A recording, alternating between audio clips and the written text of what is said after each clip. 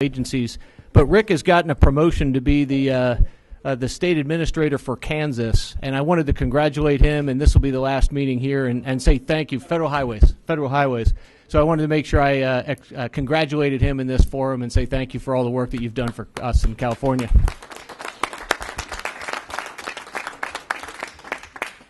Okay, item 17. Remember, we're going to keep our presentation short and our comments shorter. In that vein, I recommend you approve the 2016 shop. So moved. Is there an issue with that? No. I do not need to give a presentation. I have a motion by Commissioner Gilmetti, and I have a second by Mr. Madaffer. Any questions? All in favor, please say aye. Aye. Opposed? Ayes have it. Item 18.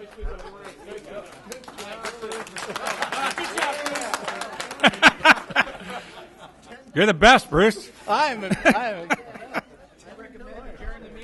Okay, taking our further items in the same vein, item 18. Eric? Yes, Commissioners. Item 18 is an informational item only. It has to do with another one of our recommendations from our annual report. I'll do this very quickly, Chair. We recommended that the administration consider convening a group of folks to work on a methodology for forecasting the capital outlay support budget for Caltrans, convening a group that could come to consensus on how that methodology ought to be developed or what it ought to look like, such that it creates less angst and challenge for the legislature every year to adopt the COS budget as represented by Caltrans presentation. We have the agency very kindly turned around and said, you know who would be really great at convening this group? It would be the Commission. As an organization that is considered independent and a fair arbiter of issues, they thought that we would be able to convene a group to work on this. We have started that. We created the group. We've had 2 meetings. It's a group of really smart people, including agency staff, finance, LAO, and a number of ledge staff from both policy and budget sides, both Republican and Democratic staff. And we have Suzanne Smith from Sonoma County, who is also participating, to all of us get together, try to figure out how Caltrans does this very, very difficult and complex job, and how we might be able to, in the future, potentially help them do it in a way that makes sense to the legislature. Because sometimes we've learned, staff has learned, that engineers can sometimes think about things in a particular way that the rest of the world have a harder time understanding. And so perhaps with the help of legislative staff and others, we can help interpret what the engineers are working on or what the engineers have done in a way that the legislature can then feel comfortable with. Going forward, we hope to be able to inform the budget subcommittee discussions on the Caltrans COS budget request in this coming year, and then following that we'll work more heavily on in what ways can we rethink the way Caltrans presents their budget and or how accountability and oversight could be implemented perhaps even through the Commission that would give the legislature even more comfort and understanding of how the Caltrans is being managed properly and they're doing their job the way that the legislature would expect them to. With that, it's just an information item. We just wanted to bring this to your attention, that we are working hard on this, and we hope to continue with the partnership with Caltrans on this item. Questions? Very good. Any questions? Thank you. Great. Item 19. That would be me again. All right. So, Commissioners, this item relates to the toll facility guidelines that we, the Commission, must adopt in response to AB 194, a Fraser bill that was passed into law last year, signed into law in January, that assigns to the Commission the responsibility to approve the development and implementation of toll facilities in the state.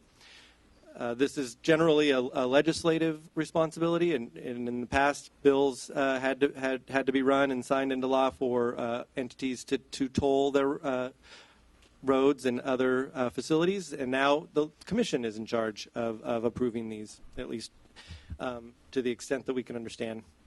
So one of the requirements of AB 194 is that the commission adopt guidelines, and these guidelines are intended to assist applicants, whether it is regional transportation agencies or Caltrans, in their application so that they can understand what they might need to provide for the commission to feel comfortable in approving these applications. We, the staff, have worked very hard to try to get these guidelines turned around. We had draft guidelines in January at the January meeting. We received a number of comments and incorporated those comments into these final guidelines. Our understanding is that the parties, interested parties, are okay with the guidelines. We have not heard any comments to the effect that they are not, and so with that in mind, staff recommends that you adopt the final guidelines as presented in the book item. Okay, well, we have a couple speakers. Janet Dawson. I have a question first. A question? Go ahead. Mr. Chair. Eric, is it implicit there's audit guidelines built into this? Is there an audit function that goes on with the toll roads? Well, there is a reporting requirement in the bill for the implementers of the toll facilities to report annually to the commission, and through that function, the commission could certainly provide a sort of audit function. But my understanding is, and perhaps Ms. Dawson could respond to this better than I could, but the legislative intent of the bill was to assign the responsibility for overseeing and making the decisions for the facilities to the entity that's taking the financial risk with the facility. And in that way, not implicate the commission or the state for regionally administered toll facilities, but definitely assign to the commission the responsibility of oversight and accountability for state-implemented facilities if Caltrans were to consider doing some. Thank you. Any questions? Janet? Thank you. Commissioners, I'm Janet Dawson with the Assembly Transportation Committee. I wanted to, first of all, send the regrets from Assemblymember Frazier, who couldn't be here today. He's touring the high-speed rail line, so he's, if I did my planning right, he's somewhere between Hanford and Shafter, and if I did my planning right, he may be there for a while, so give me a break. Anyway, I wanted to be here today on his behalf. He asked me to come here to thank the CTC for their thoughtfulness in developing the guidelines for AB 194. As you know, AB 194 was really more than just about tolling, right? It really was about aligning responsibilities and authorities with the investments and the responsibilities that Eric just set forth and laid out. And we think that the CTC did a really fine job on that in developing the guidelines, and it really does embody the vision that the chair had with the bill. And he just wanted me to say thank you for your hard work on that and urge your support of or adoption of the guidelines. Darrell?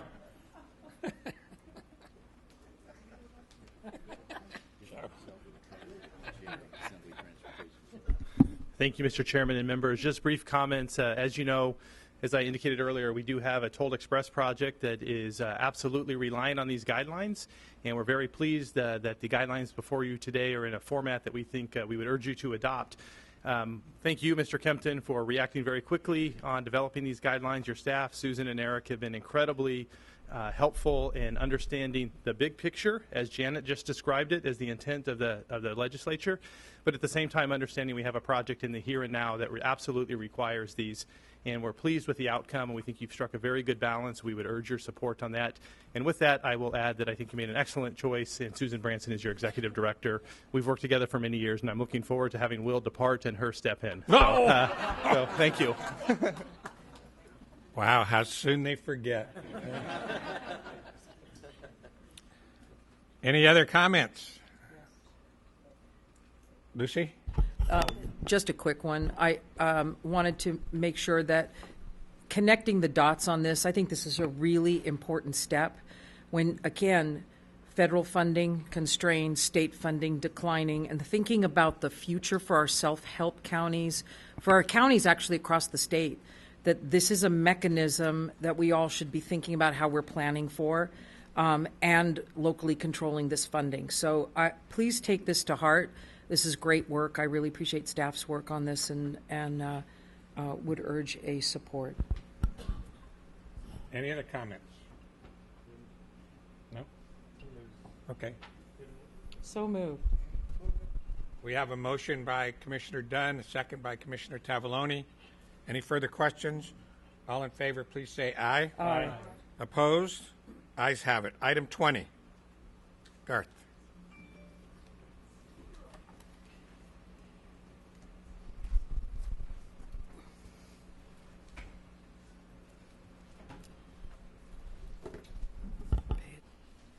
Commissioners, this is an action item.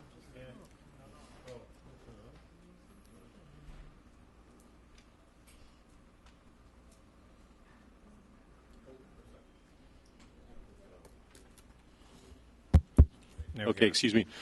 Commissioners, this is an action item. Item 20 is in regard to the California Transportation Plan. On February 29th, Caltrans posted the final draft of the California Transportation Plan 2040, or CTP 2040, for a 30-day public comment period. Commission staff prepared the comments in your binder for your consideration. In general, the California State Transportation Agency and Caltrans have made some significant changes to this version compared to the draft that was discussed at the Commission meeting last May. Due to extenuating circumstances, Caltrans was unable to finalize a CTP by the statutory deadline of December 31st of last year, but Commission staff does commend both CalSTA and Caltrans for their considerable work in order to complete this draft and ultimately finalizing this document as soon as possible. Looking past the CTP 2040, the Commission staff has begun discussions with Caltrans on the development of the first ever CTP guidelines. In 2014, SB 486 directed the CTC to work with Caltrans on the development of guidelines for the update of subsequent CTPs. State transportation plans are statutorily required to be prepared every 5 years. These CTP guidelines will assist Caltrans by directing the general structure of the next CTP and topics to be addressed. We plan on having the guidelines completed for your review and adoption by December of this year. Coco Presteño is the Deputy Director for Planning and Modal Programs and will give us an update. All right, well, good afternoon. I have a couple of remarks here that I've prepared, but it's really up to your pleasure if you'd like me to go through them. But I think in summary, essentially kind of following up with what Garth said, that this is the final draft version of the California Transportation Plan. You have received presentations in the past regarding the focus and the scope of the California Transportation Plan. So maybe what I can just focus on are what are the two things, kind of what fundamentally changed from the last version, and then basically to take this opportunity to collect your comments and your feedback. So three things in summary changed from the last version that you saw. I think first and foremost, we took a lot of the input that we received, not just from yourselves, but from other members of the stakeholder community, to really kind of focus on articulating a transportation vision. We wanted to make sure that this was, in fact, the transportation plan that balanced both climate change, mobility, safety, along with the economic objectives of the state. So I think that's one of the key components that you'll see that's different in this version of the plan. We also added these implementation highlights to sort of kind of identify the focus and the direction of the CTP 2040. And those are listed as kind of the top 10. I won't go into those in detail. And then I think third, as I mentioned earlier, is really we got a lot of feedback and a lot of comments from the transportation stakeholder community that we took time to incorporate. And I can say that even though we're very close to the finish line, we are reviewing what went well during this development of this California Transportation Plan, but we're also looking at what needs improvement. And we're factoring into the next cycle, as Garth mentioned, in the development of California Transportation Plan guidelines. So I think with that, I would like to just kind of wrap up by acknowledging and thanking the Policy Advisory Committee, the technical advisory committees that were formed that sort of consisted of public and stakeholders that helped inform this very visionary document that you have before you. And then actually just thank the Caltrans California Transportation Plan team, who really just sort of hung in there, balancing all of the different comments that came in from this vast community that we represent, and putting together a kind of a policy document or a framework that together we can all work from. So with that, I look forward to your comments and your feedback. Okay, we have one speaker. and then we'll go to the commission. Ryan Snyder.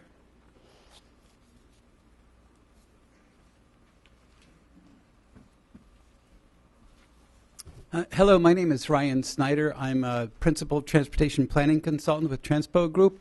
I'm also on the UCLA Urban Planning faculty and a member of the new Task Force on Autonomous Vehicles for the National Committee on Uniform Traffic Control Devices. I recently came out with this paper on autonomous vehicles and the need to be planning for them. And I just wanted to speak to that and to urge the Commission and Caltrans to think about autonomous vehicles and their implications for long-term planning. Many cars sold today have park assist, lane assist, brake assist, crash avoidance technology. Within 5 years, we will see self-driving cars on our streets. Within 10 to 15 years, many cars, many vehicles on our streets will be self-driving. And within 30 to 40 years, it's quite possible that nearly every vehicle on the street will be a self-driving vehicle. They have tremendous implications for our transportation system and network. Freeway lanes, for example, research shows that today freeway lanes carry about 2,000 vehicles per hour. Capacity may go up to 3,500 or 4,000 vehicles per hour. Same implications for city streets. We may introduce something like lane clearance technology that allows emergency vehicles or buses to have their own lane when needed. We may have even high-speed buses on our freeways with this type of technology. We could have computerized, coordinated optimization of traffic flow. All of these things could dramatically change the way our transportation system works and functions and the planning for it. We could meet many of the goals that are stated in this long-range transportation plan through autonomous vehicles if planned for properly.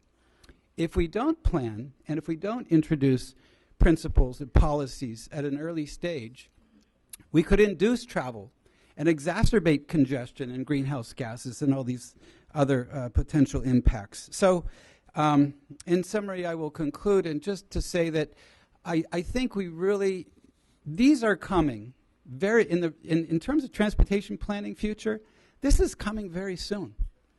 And we're not the least bit prepared for it. And that's nobody's fault. It's just this is happening so fast.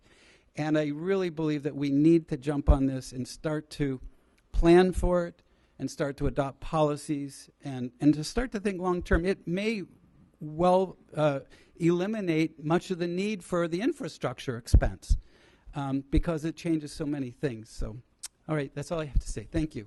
Thank you. Jim? Thank you very much, Mr. Chair. And your comments, first of all, I have your report, and I'll make sure the entire commission gets it. Thank you. And my fellow commissioners hear me ad nauseum. It's almost like we paid you to be here, or I did. I actually had some prepared comments, and I'm going to, from that report and our letter, and I'll just go ahead and put them into the record, because since the draft was discussed last year, I appreciate the changes that are in this new document. I think that you guys have come a long way, but I will also call it effectively a CTP 2020 document for many of the things that we just heard. While the document lightly touches on connected and autonomous vehicles, CTC's letter adds suggestions to what connected and autonomous vehicles will bring in the years ahead. And I'll offer a few observations. First of all, every major auto manufacturer is now located in the Silicon Valley. And in less than 2 years, 85% of all new cars will have built into the vehicle some form of connected telematics via cellular connection. As autonomous vehicles become the norm, and I said over the next 5 to 20 years, congestion and fatalities will continue to drop. And as the fleet continues to move to more zero-emission vehicles, GHGs will also continue to drop. And as an example, just later this year, General Motors will begin selling a 200-mile range all-electric car for about $30,000.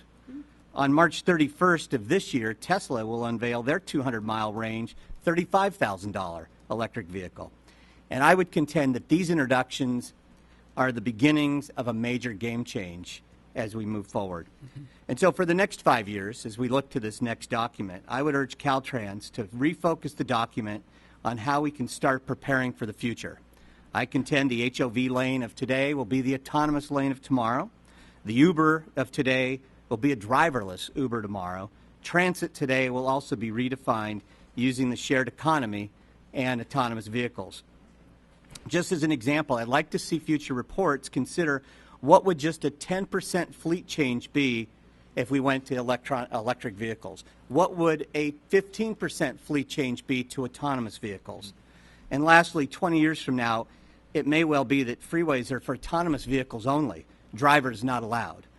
This is happening fast, folks. May 5th issue of Time Magazine, it's right on the front cover. I encourage you all to look at it.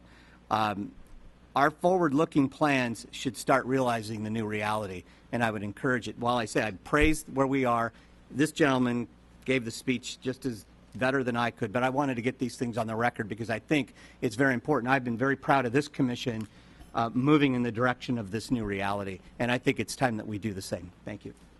Carl. Thank you. Commissioner Medaffer, very well said, and thank you, sir, for the report. I look forward to having Commissioner Medaffer read it to me and sing me lullabies. Our Caltrans director, Malcolm Doherty, has been spending a lot of time on this, both as the director of Caltrans as well as his leadership role in ITS America. Would love to hear from you as well, if I'm not putting you on the spot. No, I think both the prior speakers articulated very well. The future is a big question mark. And beyond being an advocate for the advancement of technology, both on the connected vehicle and the autonomous vehicle, I am trying to look at, as an organization, what does it mean to the owner-operator and what changes is it going to bring, not only from operating traffic, but what does the system need to look like. And we're going to meet with a lot of the technology agencies to find out what they foresee as a need in the infrastructure going forward. We also have to think from an autonomous standpoint as they try to operate in that environment.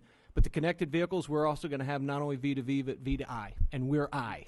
So where do we start with the implementation of the V to I, the infrastructure? And I think that's what we're trying to look at, and there's a little bit of a chicken or egg there. Who goes first? Does I go first? Does V go first? And I would like to be on the side for California to lead the way by starting to implement I, such that when V gets there, there's something for it to talk to, and it'll also encourage the technology to go out. As far as its implications on safety, I think it's a foregone conclusion. Its implications on mobility is a question mark for me.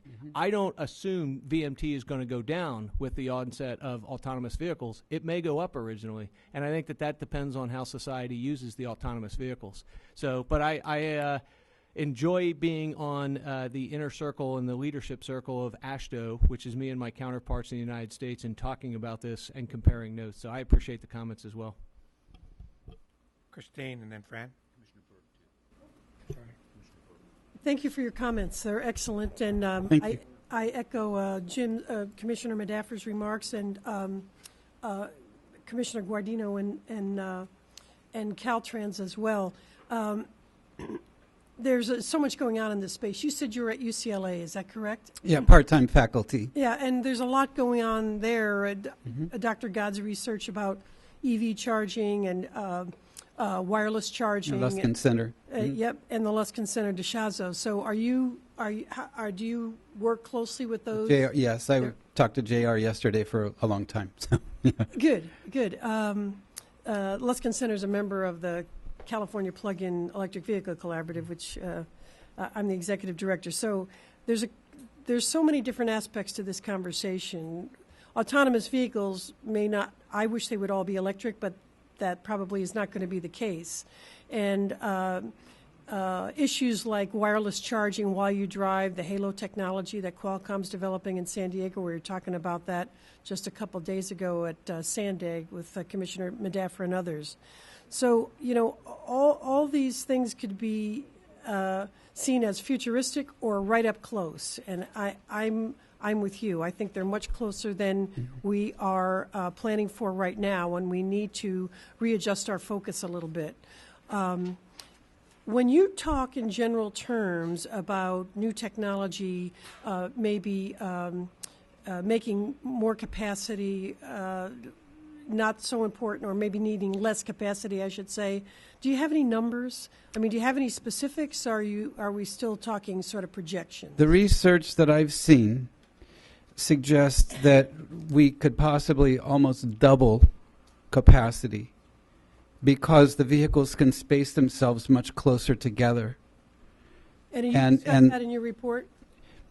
Or there's, I'd like to know more about that Sure. specifically. Yeah, it's. I mean, I have the study. I could email it to you. It Sure. wasn't my study. It's somebody else's study. There's 1 or 2 studies that have been done on it. If you mail it to the commission, then they'll get it to all of us. That would be good. Okay. Because to build or not to build, that is the question, to put it in dramatic terms, or how much to build. And so the more we know about what capacity in the future may require, the better decisions we can make now. Very good. Yes. Thank you. Mr. Chair, just a clarification. I wouldn't debate that study and those observations or predictions, but that's in a world where only autonomous vehicles are interacting with only autonomous vehicles. Right. So you would either have solo autonomous lanes or only autonomous highways. You could not accomplish that in a mixed fleet. Mm-hmm.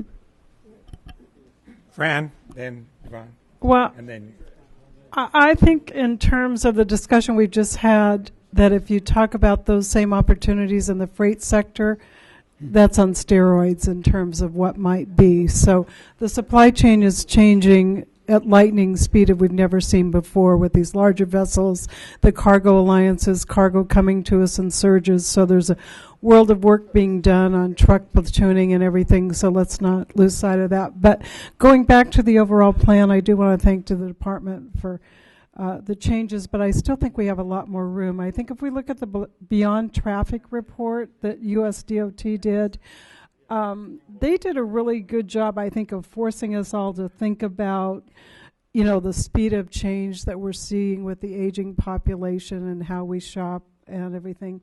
But I think our economic objectives, we probably haven't given that enough coverage here, because at least on the freight side, the governor's asked us to increase our competitiveness, and to me that means we're probably going to have some more volume, some way of doing that. And I think that that's important for all of us. And I think one of the challenges we have with this, if we look at the advisory task force that we had here on the policy, we were missing a whole bunch of partners here. We were missing our supply chain partners in terms of, in the this draft talks about perhaps 180% tonnage increase, which I can't imagine that number. DOT says nationwide we're going to see 45%, so we may not be comparing apples to apples. That may just be a volume number at the port, but I do think we're going to see more and more volume. We need to move a lot of stuff. And I think that we need to get more folks participating here, whether it's our rail partners, our port partners, our railroads. You know, we're the transload capital of the U.S. and the Inland Empire here. And I think it really, really is important for us to have a holistic look, because otherwise we're going back, as we are with smart growth right now, and saying, gosh, we forgot we had to do truck deliveries. So what does smart growth really mean when we need to have loading zone and truck deliveries and everything? So, you know, we might want to reach out to the California Association of Manufacturing and Technology and get, you know, part of our challenge collectively is the world is moving and business is moving at such pace, and it's hard for us with our policies to anticipate, let alone keep pace with what we need. So we still have a lot of work to do. more speakers and we'll make a motion. Commissioner Burke and then Commissioner Steen. I'm going to just put another hat on right now. Are you working at all with the Olympic Committee proposals from Los Angeles area? Because I think this would be very important for us to present in terms of our competitiveness and an approach. Because as I look back, the big thing people talked about bringing the Olympics to Los Angeles was to change the traffic patterns. And if we can bring in this dimension, I think it would be very significant. So I'd like to get your card. I'd like to make sure that you're part of that committee, and as you look forward to a proposal, because this could really change the availability of Southern California and competitiveness. Yeah, I have not been working with the committee. This is a pretty recent paper that I just sent out. But the main point is that I think we all need to be sort of planning, starting that planning and adopting the policies. And whether or not VMT or VMT increases or decreases, I think has a lot to do with the policies that we can put in place now and the impacts, whether or not they're positive or negative. So, but yeah. Yes, it can make a big difference in your competitiveness. Quick, All right, I'll get it. quick question for Malcolm. Malcolm, in the 2040 CTP, has Caltrans done any projections on the ZEVs, percentage of ZEVs? Have you done any modeling on that, and how it impacts GHG reductions, and an aggressive and accurate modeling of where we're headed? So I think that there's an anticipation as to how quickly zero-emission vehicles, whether they're electric or hydrogen, are going to come onto the market. But I think from the CTP 2040, from a greenhouse gas reduction standpoint, we've utilized the CAFE standards for the efficiency of the entire fleet, which is very aggressive, and that would include greater efficiency vehicles as well as electric vehicles in the fleet. But I do think that there's an expectancy, especially in California, for how quickly or where that projection will be for zero-emission vehicles, all electric or hydrogen. Whether or not that escalates or not, or those predictions are accurate, we'll find out. But I think it's built in with the overall efficiency expected to be achieved by the fleet as far as greenhouse gas reductions, and that's in the CTP 2040. Okay. Great. Mr. Chair, if that concludes comments, I'd like to move staff recommendation. The motion by Commissioner Earp. The second was who? Madaffer. Any further questions? All in favor, please say aye. Aye. Opposed? The ayes have it. Item 21. Commissioners, item 21 is an action item, and it regards the CTC staff comments that we made on the Governor's Office of Planning and Research draft CEQA guidelines update. The Governor's Office of Planning and Research released their revised proposal on updates to CEQA guidelines on evaluating transportation impacts in CEQA on January 20th. Comments on the document were due to OPR by the 29th, and unfortunately, due to the scheduling of this meeting, we weren't able to have the comments come to you before you formally. And the commission comments were sent by Executive Director Kempton by the due date to OPR. And the comment letter is contained in your binders for your acknowledgement and concurrence.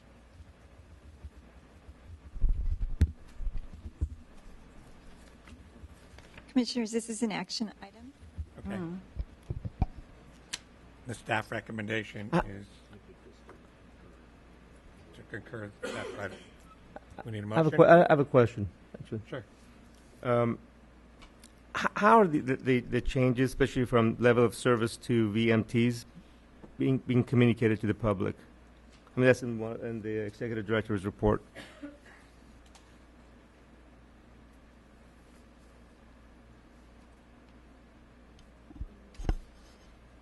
Well, let me begin the answer to that.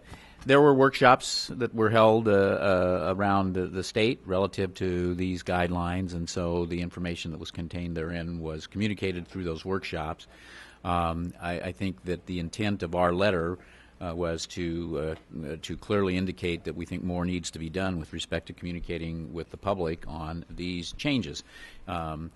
Clearly, I think there's a broader perception or agreement with respect to the implications of climate change and things of that nature. But with respect to a significant change in how you gauge the impacts of transportation projects, this is something that staff felt needed to be more broadly distributed to the public in general, and that was the intent of our encouragement in the letter. Any other questions? There was a motion by Commissioner Dunn. A second. I'll second it. By Commissioner Burke. Any further questions? All those in...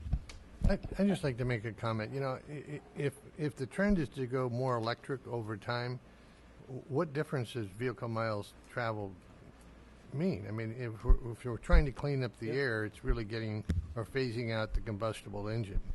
Not necessarily the amount of trips that you take during the course of a day. So, you know, I appreciate the letter that the executive director wrote to them. Anyway, it was just a comment. We have a motion on the floor. And then just another comment on the streamlining of the environmental review process. That's part of the executive director's report as well. Is there any comments back on your letter from OPR? No, it has gone. It was gone. We had to meet the deadline. We had a significant amount of discussion with OPR before the letter was sent, so this would be no surprise to them in terms of the content of the letter. We had vetted our input with them. We have not heard officially back from OPR. Okay. All in favor, please say aye. Aye. Opposed? Ayes have it. Item 22, Stephen? Yes, Commissioners. Item 22 is a request to approve the East Sonora Bypass Stage 3 and the Peaceful Oaks Interchange projects as alternative highway projects to the rescinded 1968 State Route 108 freeway alignment, thereby allowing for the allocation of right-of-way sale proceeds from the rescinded route to the bypass project. Staff recommends approval. Second. Motion by Commissioner Medaffer. And second by Commissioner Simi. Any questions? All in favor, please say aye. Aye. Opposed? Ayes have it. Item 23. Yes, Commissioners. Item 23 is an information item only. This item proposes to update the Highway Railroad Crossing Safety Account Guidelines as we anticipate savings for a 2016 program of projects. The update to the guidelines in your handout are minor changes, and the draft schedule for the adoption of the 2016 program. Staff will recommend adoption of the guidelines at the May 2016 meeting and adoption of the 26 program of projects at the October 2016 meeting. Again, this is an information item, so I'll take any questions. Thank you. Thank you. Item 24. Yes, Commissioners. This is an update of the delivered list showing projects where allocations have been requested but not yet approved. These are the STIP allocations. The 5 projects in this item were on the December and January agendas for allocation, but were instead chosen to be placed on the delivered list for allocation at a future meeting. Although this is an action item, staff is not making a recommendation for allocation of any of these at this time. We intend to recommend allocations of projects remaining on this list at the end of the fiscal year as we work through the funding issues and hopefully can make those allocations in May or June. This is an action item. So what No- would the no action action be recommended. if we don't take any action, we just let it go, right? Right. It will appear on the next meeting agenda. Okay. Just let it ride. Information calendar. Mr. Mahler. Yes, Commissioners. The next 14 items, 25 through 38, are information items deemed by staff not to raise any issues. Items will not be presented unless specifically requested by a commissioner. Okay, and the consent calendar, I understand we have a... Yes, Commissioners. The consent calendar, which is the next item up, we have 19 items. There are 39 through 57. Under item 47, Commissioner Assimi needs to recuse himself from Resolution C-21-43-5. So we'll take that one off of consent calendar and deal with it afterwards.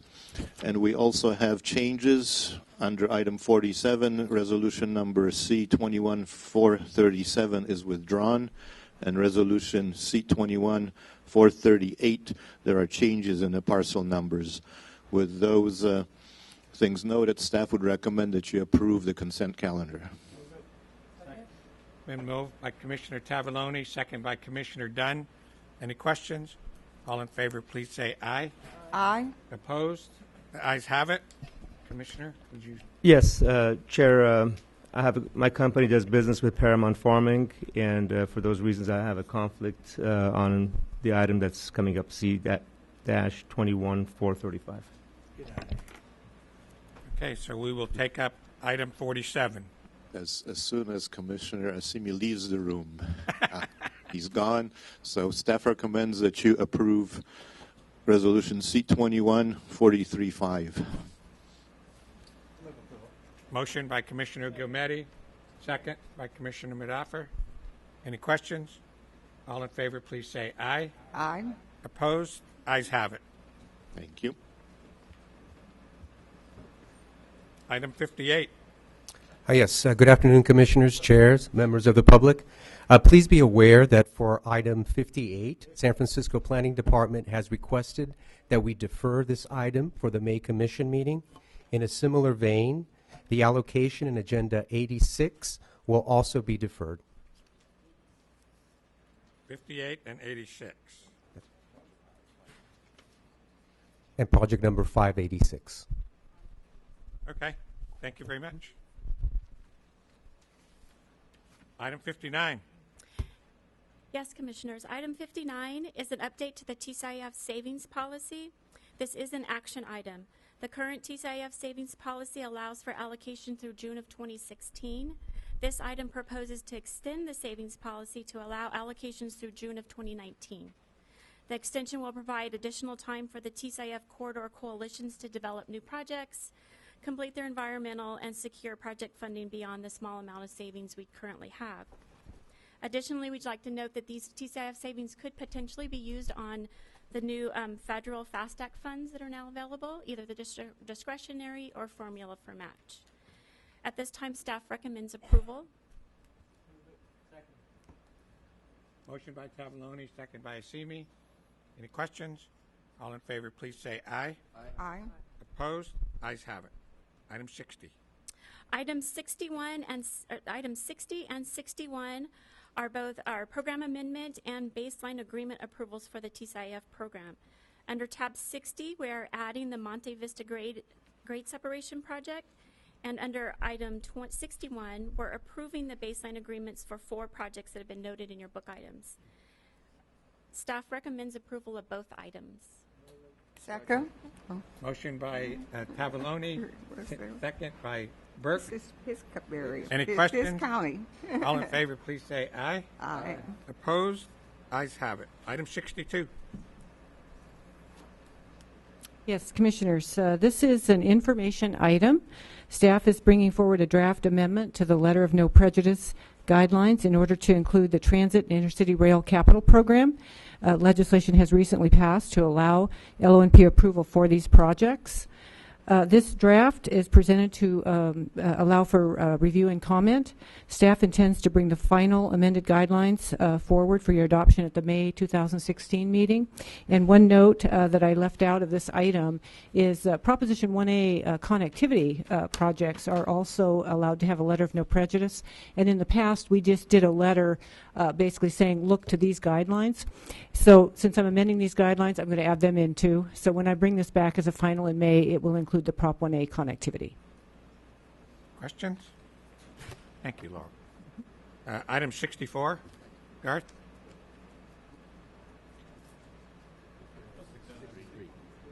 Oh, 63. I'm sorry. Stephen? Already scratched it off. Item 63 is an action item. This is a request by the department to add 19 new projects valued at $26.4 million to the 2014 shop document. 18 of the new projects are emergency projects whose allocation was reported under tab 26. The 19th is a bridge reservation project. Funds for these new projects come from program reservations. The department is also requesting 11 current year projects be amended to reflect updated descriptions, support estimates, and mitigation commitments. Note, one of the amendments was withdrawn as reflected on the change list. Staff recommends approval. Second. Motion by Tavaloni, second by Gilmetti. Any other questions? All those in favor, please say aye. Aye. Opposed? Ayes have it. Item 64.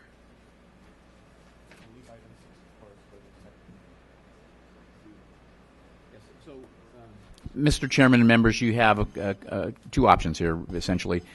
We can continue on to some other items. There are several items that are scheduled for, particularly the active transportation program items are scheduled for tomorrow, as is the presentation from the Reason Foundation. So there are some supplemental allocations and things that we could take up going forward. You want to proceed? Yes. Okay, very good. So that would mean we would go to item 70.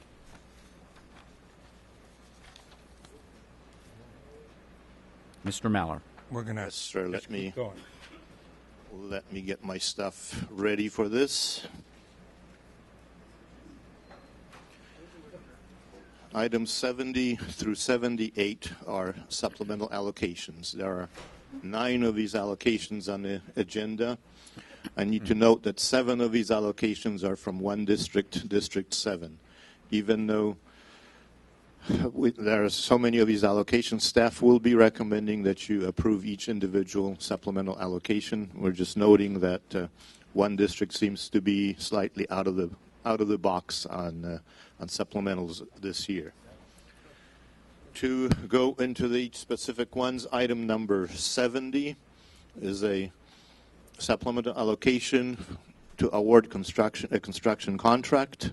This is a $12.9 million District 7 shop project to install median barrier and communication equipment on I-405. The project needs an additional $1.9 million, which is a 17% cost increase to proceed to award. The department's estimators did not account for the need to pour the concrete barrier in 2 lifts or for the large number of communication system switches and equipment, and did not correctly price the cost of trucking excavation material to the only available hazardous waste dump in Bakersfield. This project was identified as a very high-risk project in the quarterly review report. Re-advertisement of the project will not result in lower bids since there appear to be estimating errors by the department's estimators. Staff recommends that you approve of this supplemental allocation. Motion by Tavaloni. The second was Art. Any further questions?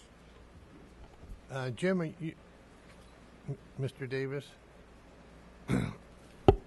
there's several of these that have some estimating problems in District 7. Are they working to train the estimators better? What's going on down there? Yes, sir. We'll be working with the district on that. There's a lot of challenges that we're having. We've had some turnover of staff, and we need to get them trained and up to speed on how to estimate. So are we bringing in senior people to help train them? What are we doing? Yeah, and we're looking to leverage off of other districts as well and be able to do that as well, sir. Okay, thank you. Yes. Any further questions? All those in favor, please say aye. Aye. Opposed? Ayes have it. 77. 71. Oh, I thought we were doing them all. Or you want to do them all at once? Do them all. I mean, we're just go through them. So do you want me to Well, go? if there's any questions, we can. Do you want me to do individually or? 71. Thank you. All right. Item 71 is also an allocation to award a construction contract. This is a $10.6 million District 7 shop project to replace seismic dampers on the Vincent Thomas Bridge. The project needs an additional $6.8 million, a 64% cost increase to proceed to award. Although the department estimators did get a quote from the damper manufacturer on the cost to supply a damper, they failed to account for the extra amount of testing required by the department to certify the dampers for department use. Also, traffic control is more complicated than anticipated and requires more lane closures than estimated. Other items are calculated as a percentage of the total bid items, so also they became higher. This project was identified as a very high-risk project in the quarterly report. Re-advertising this project will not result in lower bids since there appeared to be an estimating error by the department. Staff recommends that you approve this supplemental allocation. Second. Motion by Tavaloni, second by Dunn. Any questions? All in favor, please say aye. Aye. Opposed? Ayes have it. Tab 72 is a supplemental allocation to award a construction contract. This is a $2 million District 12 shop safety project to widen on-ramps and modify signals. The project needs an additional $500,000, a 26% cost increase to proceed to award. The department received 7 bids, with a low bidder within 6% of the department's estimate, thus validating the department's estimate. During the award process, the low bid contractor declined the contract because one of his subcontractors quit on him. The department is proceeding to award the contract to the second low bidder, but this necessitates a supplemental allocation because the second low bidder exceeds the available allocation funds and G12 authority. Staff recommends that you approve this supplemental allocation. Motion by Dunn. Second by Gilmetti. Any further questions? All those in favor, please say aye. Opposed? Ayes have it. That takes us to tab number 73. This is a supplemental allocation to complete construction. This is a $35.4 million District 4 multi-funded TCIF STIP shop westbound I-80 to westbound State Route 12 connector project. The project needs an additional $2.3 million in construction support funds. This is a 28% support cost increase to complete construction.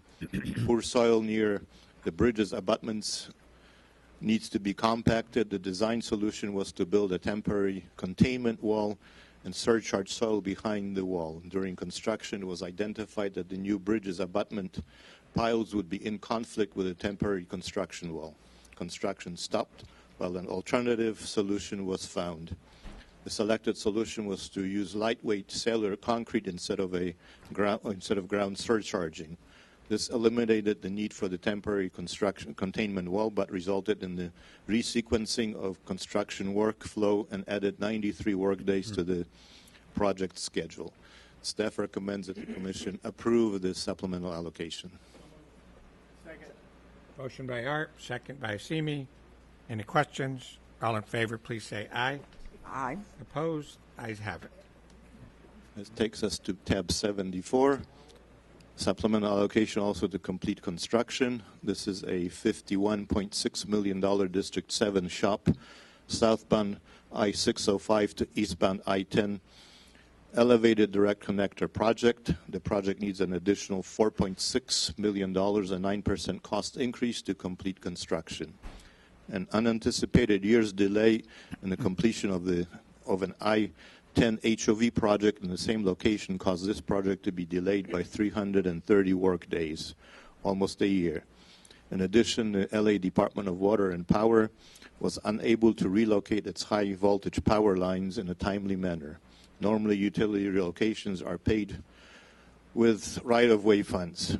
In order to stop the project from falling further behind schedule, the department decided to purchase the needed 8 high-power poles itself and have a project contractor build the needed high power line pole foundations with project contingency funds. Although the utility relocation funds not spent by LA Water and Power returned to the annual right-of-way allocation, the project contingency was depleted by the same amount. This project was also identified as very high risk in the quarterly delivery report. Staff recommends that you approve this supplemental allocation. Motion by Inman, second by Dunn. Any questions? All in favor, please say aye. Aye. Opposed? Ayes have it. Okay, that takes us to tab 75. Again, supplemental allocation to complete construction. This is a $2.1 million District 7 bridge deck replacement project on State Route 18 over railroad tracks. The project needs an additional $1 million of 48% cost increase to complete construction. The bridge deck replacement necessitates a complete closure of State Route 18 at this location. Once the bridge deck was removed, examination of the deck hinges revealed that the hinges had rusted and needed to be reconstructed. The actual condition of the hinges was not accessible until the deck was removed. Reconstruction of the hinges was not a bid item and needed to be paid for as extra work. The railroad also delayed shop drawing review by about 3 months, also impacting the project's schedule accordingly. In addition, LA County requested that the intersection of State Route 18 and Oasis Road, the start of the local road detour, be eliminated while State Route 18 is closed. This was also not a bid item. This project was identified as a very high-risk project in the quarterly report. One additional note, San Bernardino County has indicated that their roads used as detours while State Route 18 was closed were damaged and need repairs. The department is in negotiation with San Bernardino County and may have to return at a future commission meeting to fund those additional supplemental funds. In the meantime, we need to get the contractor paid, so staff will be recommending that you approve the supplemental allocation. Just a comment. Who made the motion? Gumedi with the motion, ARP with the second. And a comment. Any questions? Just comment? I guess, you know, these obviously are very important projects, but you've got about $79 million worth of additional money. Can somebody tell me, is there a project getting delayed now or not going to get funded? Because $80 million is a big chunk of money, and obviously I know, Malcolm, I would imagine there's good reasons for all of this, but this is painful voting for project increases that are, you know, hovering at 77.8%, 48.3%. You know, I can understand a 3.2% increase, but my goodness.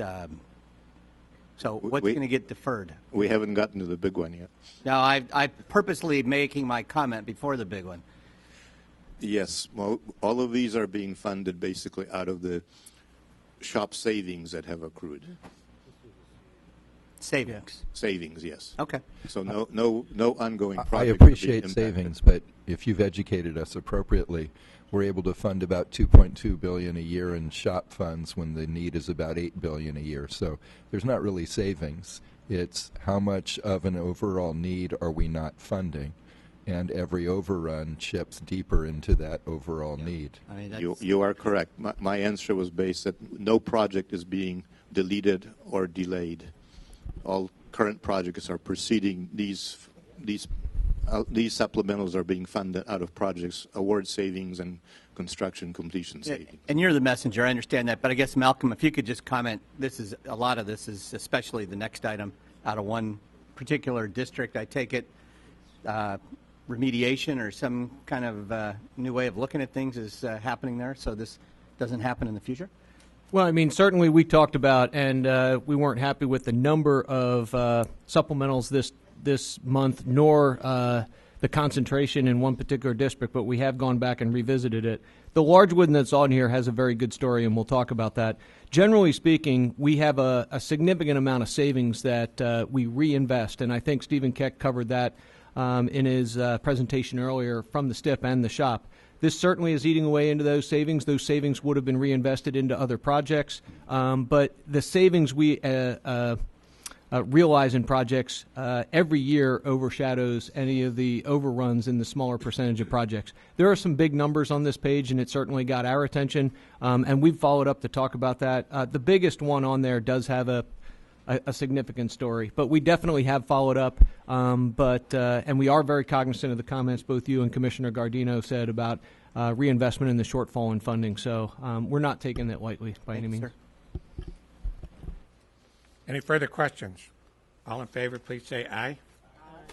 Opposed? Ayes have it. Okay, that takes us to tab number 76. This is also a supplemental allocation to complete construction. This is a $1.3 million District 7 shop slope repair project on State Route 39. The project needs an additional $1 million, a 78% cost increase to complete construction. The project was scoped and bid to use a traffic signal light to regulate traffic while the two-lane road is reduced to one lane to accommodate the construction of retaining walls and barrier slabs. The CHP observed that drivers were violating the red light signal because of the long wait times to accommodate bicyclists climbing up a very steep grade. The CHP ordered that the use of a traffic signal be discontinued and flaggers be used instead. When construction activities end for the day and the flaggers are removed, the road needs to be returned to two-way traffic for the night. This necessitates additional activities to be performed, like the shifting of K-rail, placement of steel plates, mobilization of equipment and materials at the start and end of every construction day. In addition, rapid set concrete needs to be used instead of the specified regular concrete to accommodate the reopening of the lane closures for the evening.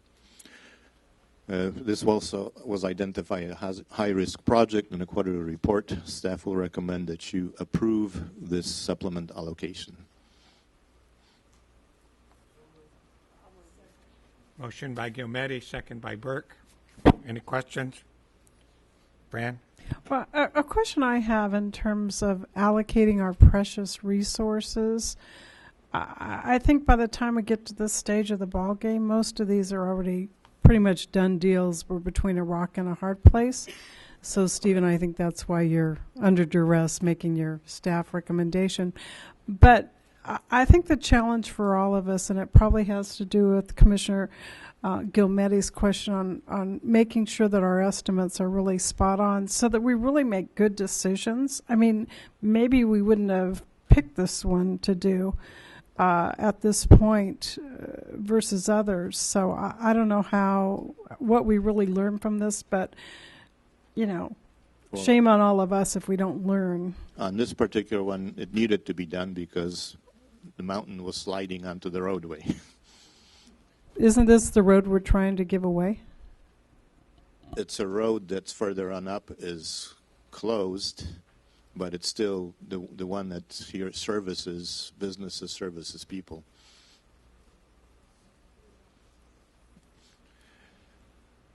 Okay. Okay, that takes us to tab 77, the big one. Okay. Oh, I guess we better vote. All those, any more questions? All those in favor, please say aye. Aye. All those opposed? Ayes have it.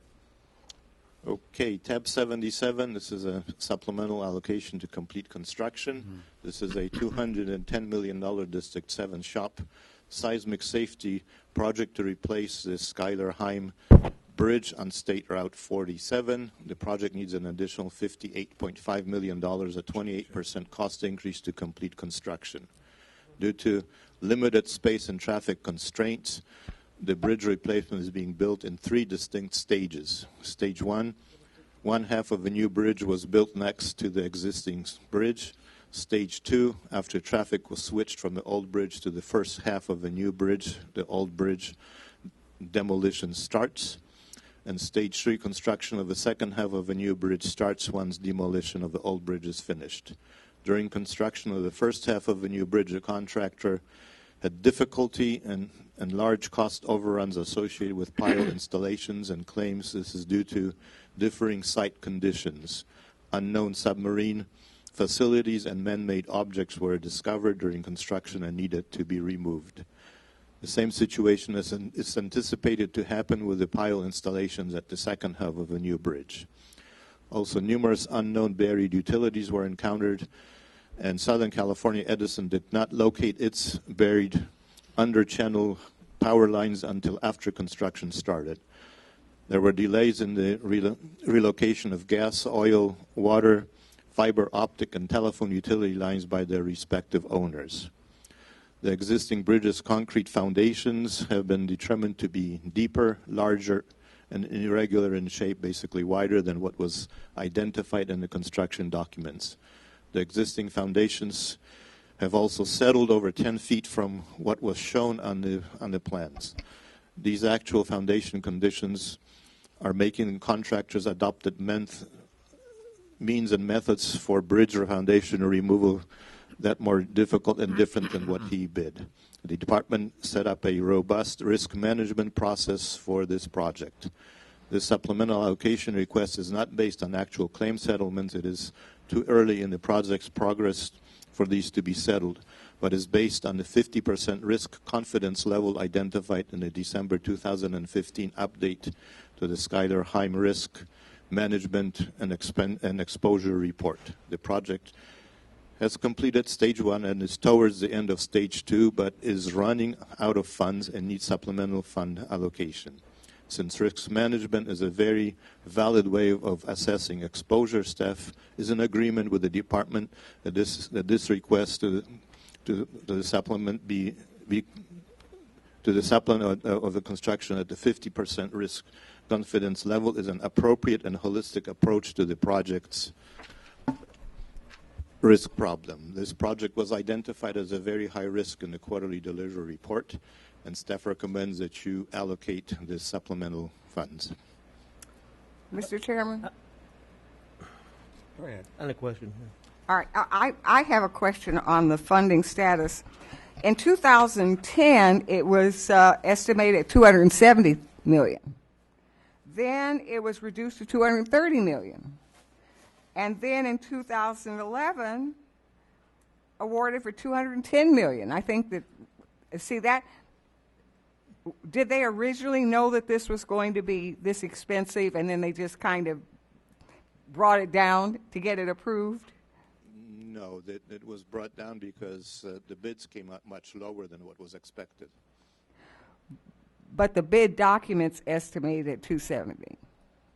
It was estimated higher, but then the bids came in lower. So by the rules that we have, the amount for the project is lower to the bid amount when the project is awarded.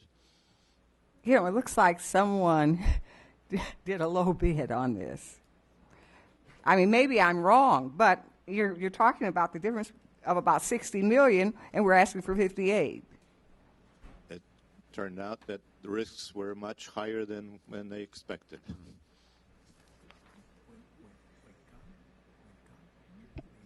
Who's here from District 7? Anybody? No. Oh, okay, got it. That's it.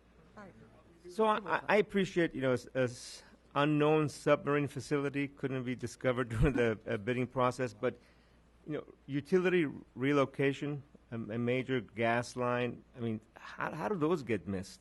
No, that they weren't missed. They were not located by the utility owners on the right schedules. So there was a schedule delay. The utility owner is the one that has to locate his utilities and move them. And there was a delay in moving of it. So was it just the delay was a part of the cost? Yes. Cost overrun? So it wasn't additional cost to relocate? No, it was a delay to the project because the utility owner was not able to relocate the utilities in time for the project. It was always 270. Thank That's you, the Mr. bottom Chair. line. It was always 270. Just somebody thought they could get Mr. it. Chair, with your permission and that of our colleagues, might we move this item till tomorrow when a District 7 representative is here and we can discuss it with that representative? We can do that. Thank you, sir. Item 78. Item number 78 is an allocation to close out a construction contract. This is an $83.7 million District 7 multi-funded Stip and Shop freeway widening project on US 101. The project needs an additional $2.7 million, a 3.2 cost increase to close out the construction contract. The contractor filed a $20 million claim. After years of negotiations, the department reached a final settlement with the contractor for $7.2 million. The department paid the contractor $4.5 million from existing contract funds and needs a supplemental allocation of $2.7 million to pay off the remaining balance on the claim settlement. The claim concerned an access to Santa Clara River Bridge. The Department of Fish and Game permit restricted access to the active riverbed. The department's interpretation reflected in the contract specification was that the active riverbed was the actual 10-foot wide strip of water flowing through the river channels, thus providing unrestricted access to the bridge for the contractor from the river. The Department of Fish and Game's interpretation was much different. The Department of Fish and Game, the active riverbed was from levee to levee, thus restricting a contractor's access time to the river by more than 50% from what the department identified in the plans and specifications. The department settled the claim by acknowledging the contractor needed an additional 249 workdays to complete the contract. This project was identified as a very high-risk project on the quarterly delivery report. Staff recommends that you approve the supplemental allocation so the project can be closed out. Thank you, Mr. Chair. It's been moved by Tavaloni, second by ARP. Question, Mr. Gilmetti. I've gotten permits from U.S. Fish and Wildlife and State Fish and Game, et cetera. They explain the boundaries that you're supposed to work in or not work in. I don't know how this happened, so that our department is interpreting differently than Fish and Wildlife. That shouldn't have happened, unless the permit came after the bids were received, and I don't know which order they came in. That I can't answer. So maybe we ought to defer this. This is also District 7 until someone can answer those questions tomorrow. Would the maker of the motion agree to withdraw?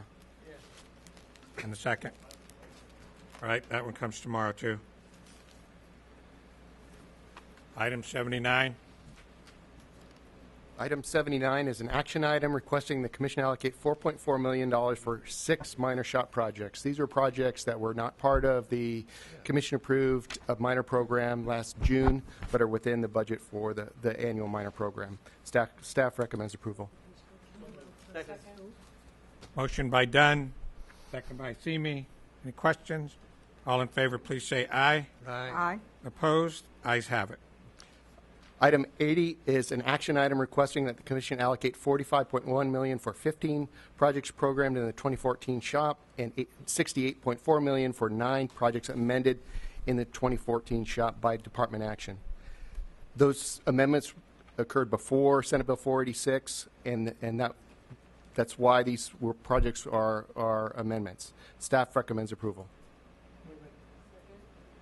Motion by Tavaloni, second by Dunn. Any questions? All in favor, please say aye. Aye. Opposed? Ayes have it. Item 81. Item 81, Commissioners, is a project allocation request that exceeds the program amount by more than 20%. This is a $1 million District 5 shop project to replace damaged bridge rails on US 101. On October 8, 2014, a truck trailer collision damaged the bridge's rails.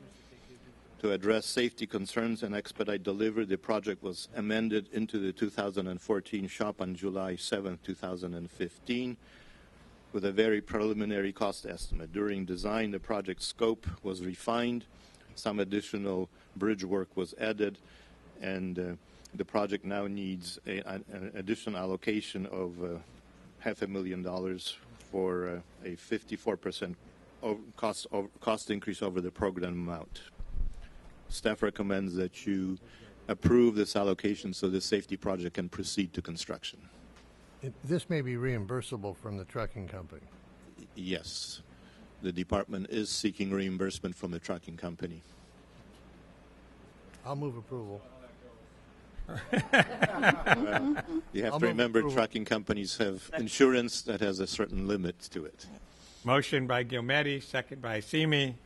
Any further questions? Actually, I'll gather information and bring back. We're actually more successful than you would think on recouping dollars from insurance companies, even when they run into guardrail. They'll get tagged, and the information will come from CHP, and then we'll recoup through the insurance company. And I can give you statistics on that. Any further questions? All in favor, please say aye. Aye. Opposed? Ayes have it. Item 82. Where am I at? 82. Okay. Yes, Commissioners, items 82 and 83 are action items. These are requests for allocation of STIP funds. Before I start, I just want to respond to something that said earlier. Every dollar of STIP that goes to a supplemental is very painful right now. So I just want to make that case because we're so short of money. So, Well, what was the total that we've actually approved thus far with those 7 or 8 projects? I know a couple of them are being held until tomorrow. The But total outstanding is $84 million according to the agenda. So, yeah, but you know what? SHOP and STIP come out of the State Highway Fund. A small amount of that is for STIP. There are 2 projects on Yeah. that list that have STIP funds. Yeah. So anyway, let me start my items. Sorry, I had to say that. On item 82, this is a request for $3.735 million for the Greenville Route 89 rehabilitation project in Plumas County. Consistent with your approved allocation priorities, staff recommends your approval of this item. Motion by Arp, second by Gilmetti. Any questions? All in favor, please say aye. Opposed? Ayes have it.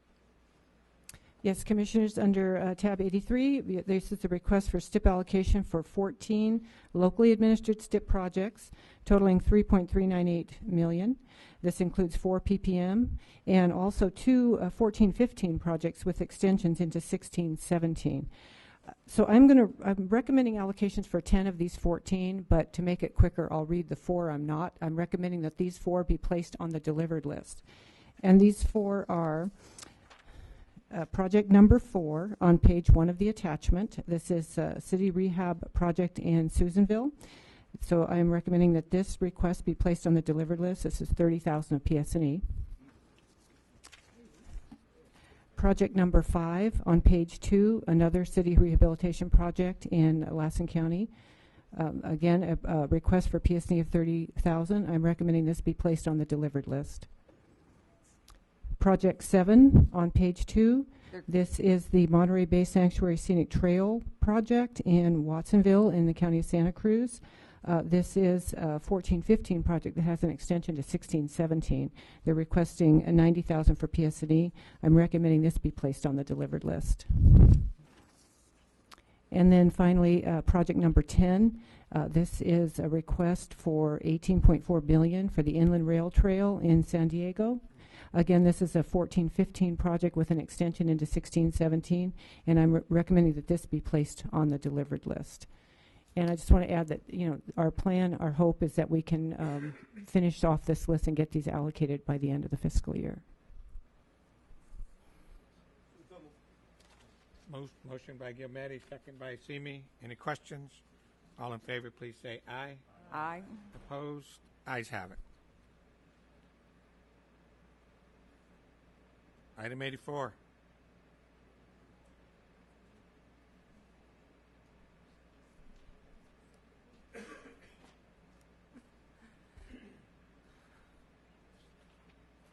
Okay. Commissioners, this is an action item. This is a request for allocation for $1.2 million of the Eureka Non-Freeway Alternative Program funds, and this is for the Eureka Waterfront Trail Phase A project in Humboldt County. Staff recommends your approval of this allocation. Motion by Tavoloni, second by Simi. Any questions? All in favor, please say aye. Aye. Opposed? Ayes have it. Item 85. Yes, Commissioners, this is a request for allocation for 2 projects in the Transit and Intercity Rail Capital Program. This is a request for $17.8 million for Bus Rapid Transit in San Joaquin and Smart Rail Car Capacity Project in the Bay Area. Staff recommends your approval of these allocations. Motion by Simi, second by Taglioni. Any questions? All in favor, please say aye. Aye. Opposed? Ayes have it. Item 87. I thought 86 was withdrawn.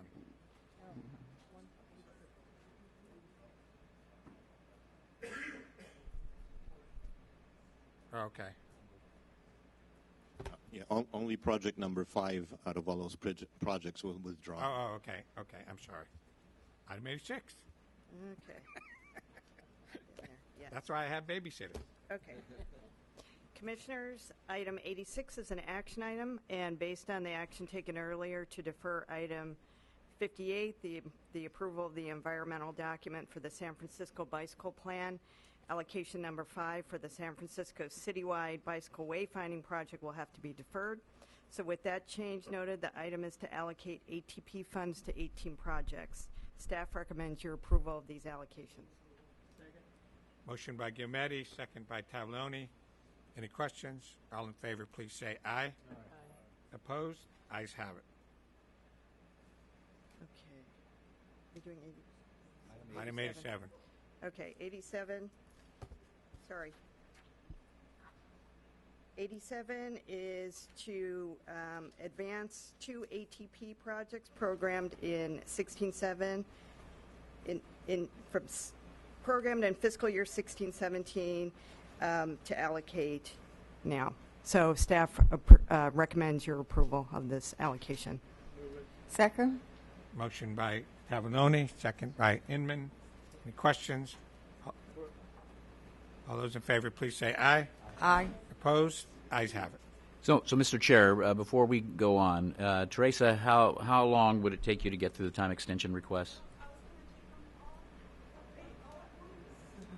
No?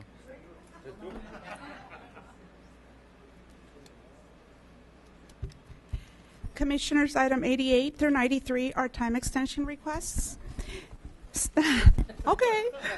Staff provided you a spreadsheet last week for items 88 through 93. This spreadsheet identified the projects that have been withdrawn from the agenda. It also identifies the staff recommendations. Since then, there are additional changes that have been included in the change list. Under tab 90, Project 2 and Project 8 have been withdrawn. Staff recommends you approve staff recommendations included in the spreadsheet as well as the change list. So, Mr. Chairman, point of information here. So the sheet that you provided is different than the agenda in terms of the numbering of the items. So you've already included in your renumbering the removal of the old items 93 and 94. They were withdrawn. Correct. Right. Correct. Right. In the spreadsheet that I provided last week, item 93 and 94 had been withdrawn. So Okay. On the agenda that we have, the items go through 95. Right. So, And staff recommends the approval of items 88, 89, 90, 91, 92, 93, and 94 have been withdrawn, and 95. there we are. Okay. Consistent with the spreadsheet. There was a motion. You have a question? A motion by Gilmetti, second by Simi. Any questions? All in favor, please say aye. Aye. Opposed? The ayes have it. So, we Mr. will- Chair, this leaves you with items 64 through 69, items 77 and 78 for tomorrow. And we will convene at 9 o'clock in the morning, and I would anticipate, we do expect there will be substantial comment on the ATP guidelines, but I would expect that we would be out of here within 2 to 2.5 hours on the outside. Very good. Thank you very much, everybody, for